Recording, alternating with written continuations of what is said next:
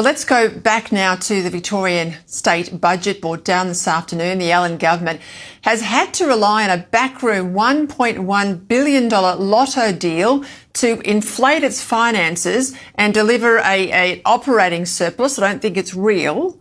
And also deal with the debt set to hit $200 billion by 2030. Now, usually these licence deals for lotto are done every 10 years. What they've done here is they've done a 40-year extension to bring in the money. So see this for what it is. And that debt, as I say, it'll keep going up and up and up. Indeed, $30 billion will be added to the debt just over the next 4 years alone. By that time, Victorians will be paying close to $12 billion a year in interest charges, $32 billion a day, $230 million over the week. This is extraordinary. Here to discuss this and a few other things, Opposition Leader, the Liberal Jess Wilson. Jess, thank you for your time. I've got to be really frank here. It's all about Donald Trump. It's all about the Iran war. This is the excuses we're getting from the government, not just for the debt, but also the economic volatility in the economy in Victoria. And then you've got this 10-year deal on lotto stretched out to 40. I mean, I go through the budget papers. I don't think it's worth the paper it's printed on.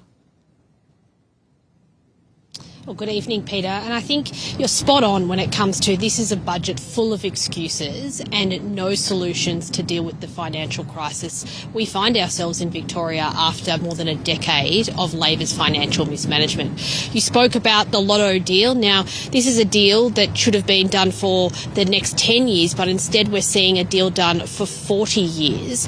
And there are serious questions for Jacinta Allen to answer here in terms of why did this not go out to a public tender? Why is this such a secret deal? We know that the company that has been given the deal is a donor to the Labor Party. There are serious questions to answer whether taxpayers have got value for money, but also the fact that this deal is clearly just to prop up the budget bottom line. We see that Jacinta Allen today and the Treasurer are talking about their operating surplus. Yet when it comes to the cash position of the budget, when it takes into account spending on infrastructure, spending on schools, roads, hospitals, we see a $7.7 billion deficit. That is the reality of Labor's budget. When you look at the largest infrastructure project in this state's history, the suburban rail loop, there still is a TBC in the line item in terms of future expenditure. This budget isn't worth the paper it's printed on, and Victorians, once again, are being lied to by this Premier and this Labor government.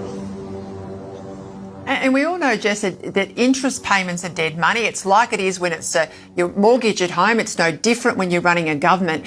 We've got the Shrine, we've got that Veterans Memorial on St Kilda Road in Melbourne that has had to open its doors and take in cocktail parties and hospitality to try and meet an operating budget when they want sort of $3 to $4 million a year.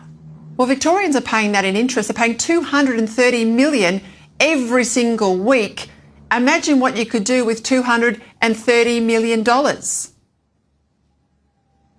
You're spot on when it comes to the opportunity cost of the interest repayments. Next year, the interest bill could fund Victoria Police, Ambulance Victoria, and all of Victoria's kindergartens combined and leave $1 billion on the bank afterwards. That is the opportunity cost. Every single hour in the next financial year, Victorians will be paying more than $1 million in interest repayments just to service the debt.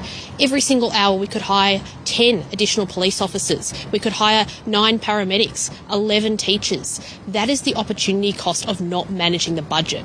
And I think what we see from Premier Allen today, the Treasurer, is once again a failure to take responsibility.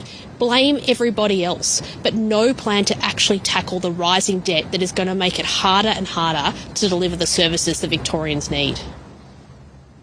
Look, I know the other day you announced that you would cap the fat cat salaries for public servants, but again, in the budget papers, and I've drawn this to my viewers' attention tonight, you've got a 23% increase in expenditure from just the Premier's own department alone. How do you justify basically a quarter more spending on public servants and advisors?